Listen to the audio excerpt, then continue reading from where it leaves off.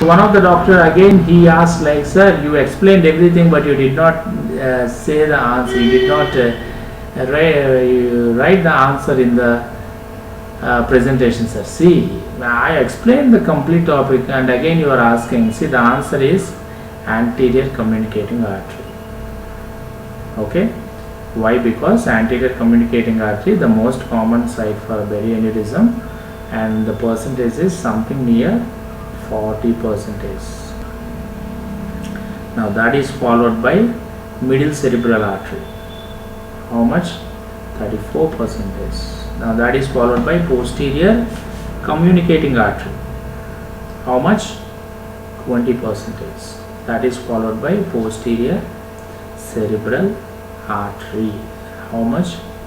4%. Right? So obviously the anterior part of the circulation of the so-called this what is the circle of Willis, it forms the most common site for landing up of berry aneurysms, right?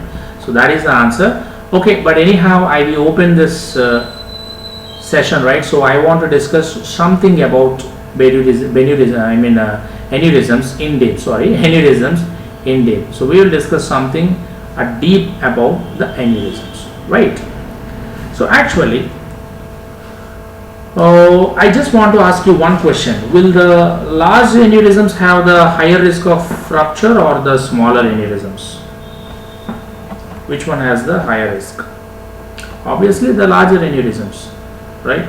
Obviously the larger aneurysms, but there is a chance like the risk of rupture of small aneurysms of a diameter less than 5 mm also occur. Remember this, right? Diameter 5 mm less than 5 mm also occur. Now if you ask me what is the critical size for the risk of rupture in a unruptured aneurysm, the maximum external diameter of 4 mm. Now this is the critical size for the risk of rupture of a unruptured aneurysm. That is the maximum external diameter. Now what is see, previously we discussed about saccular aneurysm. What is a saccular aneurysm? It is actually a rounded sac with containing blood. It is attached to the main artery or even one of its branches. Now this is also called as berry aneurysm. Berry aneurysm. Why it is called berry aneurysm? Because it resembles like a berry hanging from a vine. It resembles like a berry hanging from a vine. Now this is the most common form of cerebral aneurysm. Always remember, this is the most common form of cerebral aneurysm. There are other forms, but this is the most common form of cerebral aneurysm. This is important. Now there is one more type of aneurysm, that is fusiform aneurysm. So what is a fusiform aneurysm? It is like a balloon, or it simply bulges out on all sides of the artery. That is called as fusiform aneurysm. Now some of the doctors are asking, sir, in which individuals saccular aneurysms are most commonly seen? They are actually seen in adults more than the children. They are actually seen in the adults age group. It is most often seen, and it's about something like 2 or 3% of the population, right?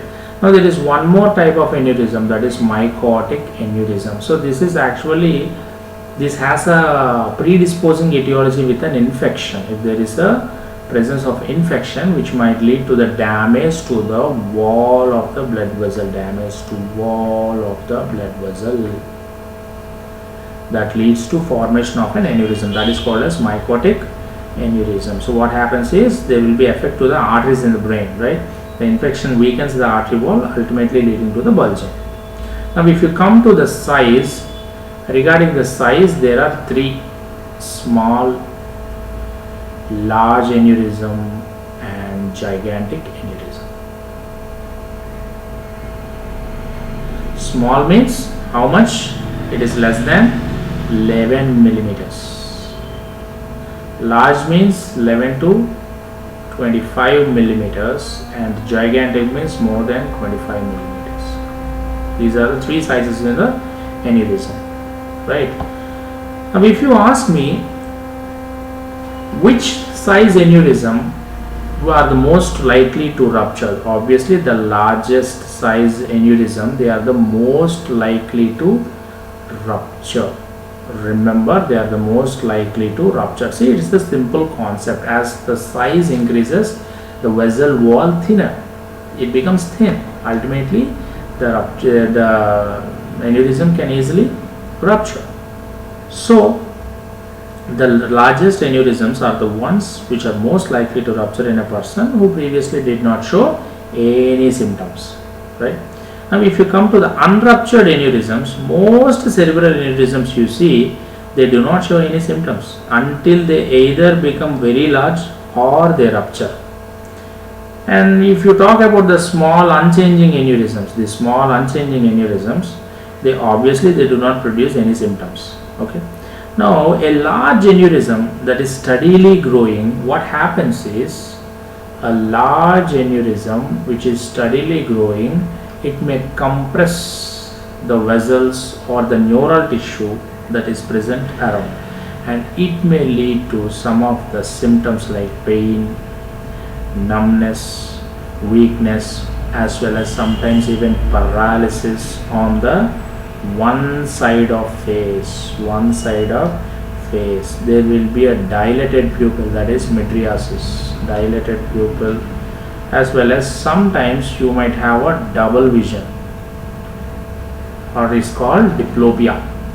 Okay, so these are all symptoms you might see when there is a large aneurysm that is compressing the adjacent vessels and neural tissue.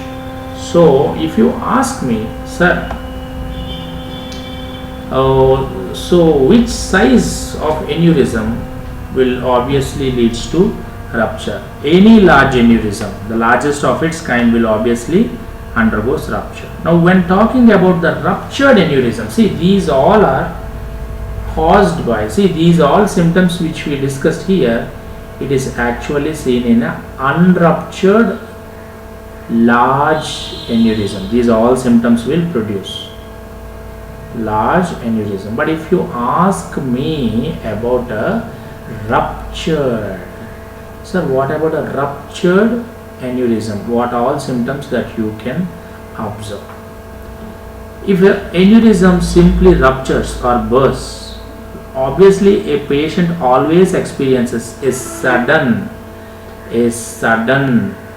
extreme headache, which the patient will say, the worst headache of my life, the worst headache of my life, right? So that type of headache will see. With that you will see diplopia, that is double vision.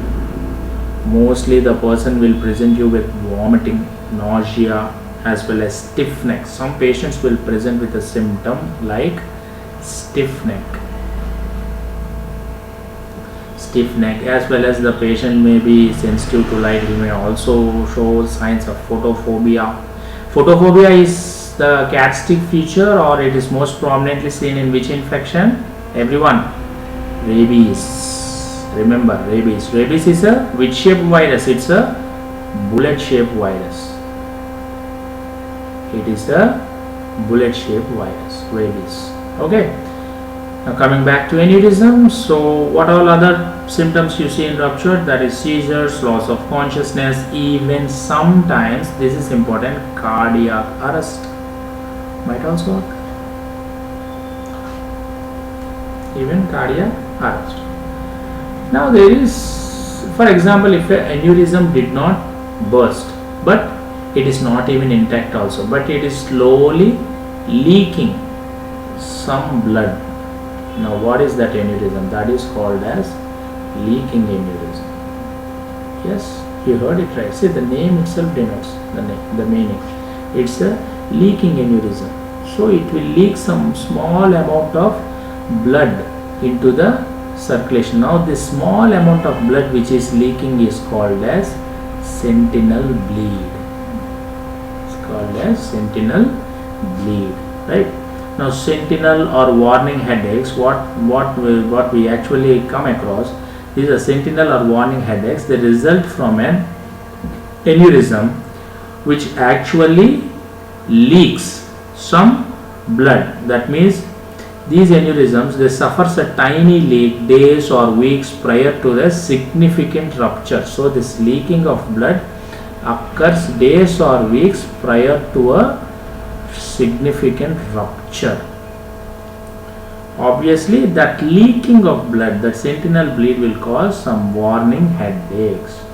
So only a minor group of individuals will have sentinel headaches. But if a patient experiences, see, if a patient comes with a complaint of sudden headache, acute headache, which is very worst, then obviously you should do some serious clinical evaluation. Always. Okay. Now what about ruptured brain aneurysms? See, brain aneurysms, what they simply do is they simply bleed. That's it. So these brain aneurysms, what they do is they simply bleed, nothing but they bleed. Now this is called as what?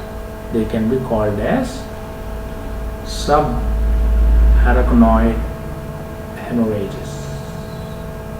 Subarachnoid hemorrhages, or you can also call it as hemorrhagic strokes. Now what they can cause? They can cause throbbing headache which is of throbbing like nature, throbbing headache. Also they may cause paralysis, vision loss, loss of consciousness, and sometimes even they may lead to death. Okay. Now the outcome is obviously worse if a brain aneurysm was large before it ruptured. See, for example, the brain aneurysm is something like 6 millimeters and it undergoes rupture. Of course, yes, it causes some serious symptoms, but not worst. But if it is something like 24 millimeters and it is undergone rupture, now it gives the worst outcome.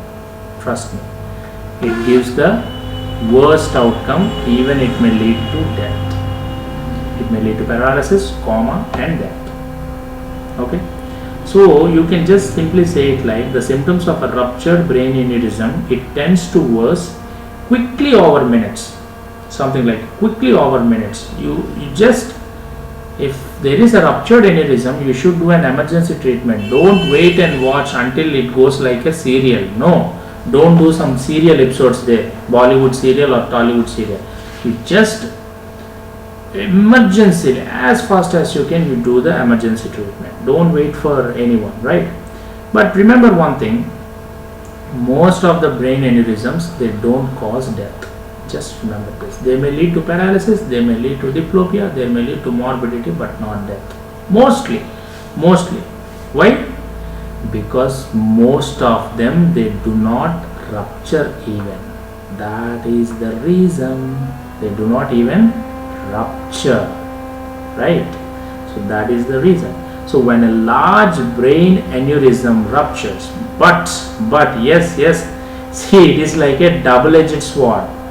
Always remember, it is like a double-edged sword. Why I am saying like this? Because see, generally most of the brain aneurysm, they do not rupture, but if a large brain aneurysm ruptures, mostly high chances are there that that person may easily die. Large aneurysm obviously increases the chances of death. Now the outcome is obviously worse if the brain aneurysm is large before it ruptures.